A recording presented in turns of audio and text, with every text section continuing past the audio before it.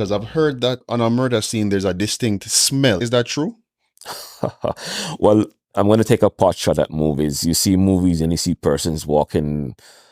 They have blood splatter on their faces. They Yeah. have blood splatter on their clothing. And for the entire duration of even a large portion of the movie, they have this blood spattered face and clothing. Blood has a very heavy iron smell. Heavy what? Iron. Smells of Iron. Yes. So the first thing once you smell the scent of blood. When you get to the crime scene? Yes. Sometime depending on the nature of the injury, you might see brain matter. Brain matter. Yes, you might see internal organs spilling out. And in some instances, persons in the death throes soil themselves as well. So it's not a very pleasant scene to be going to on a sustained basis. And given the murder rate in Jamaica, a lot of police constables, police officers in general, have seen quite a few in comparison to other jurisdictions where murders are not as commonly occurring. So a crime scene, a murder scene is not a pleasant place to be, even from the optics, as well as, for your olfactory senses as well. So it's nothing like what we see on TV. Definitely not. And police officers listening, I'm sure they'll nod their heads in agreement. It has nothing to do with the reality of it. I mean, there are movies, and I guess for effect they have to make certain things happen, but no murder scene, no crime scene is ever, and it's not just murder scenes, accident scenes. One anecdotal incident, I remember as a young cop at the time, both myself and the inspector, we had gone on the road, and we had stopped by one of the petrol stations to fuel the service vehicle. On our way to the service station, we saw this young man riding on a bike quite erratically.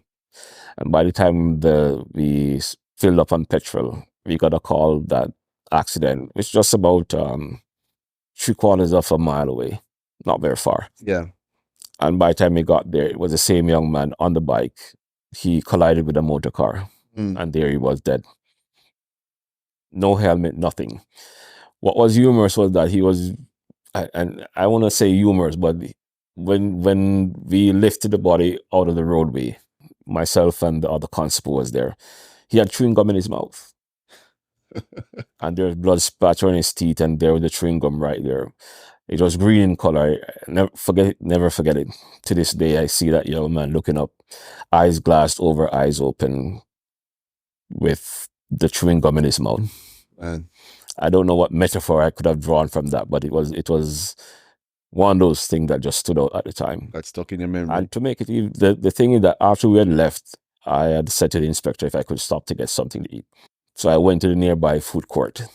And while I was there, I saw some of the dead man's blood on my hands.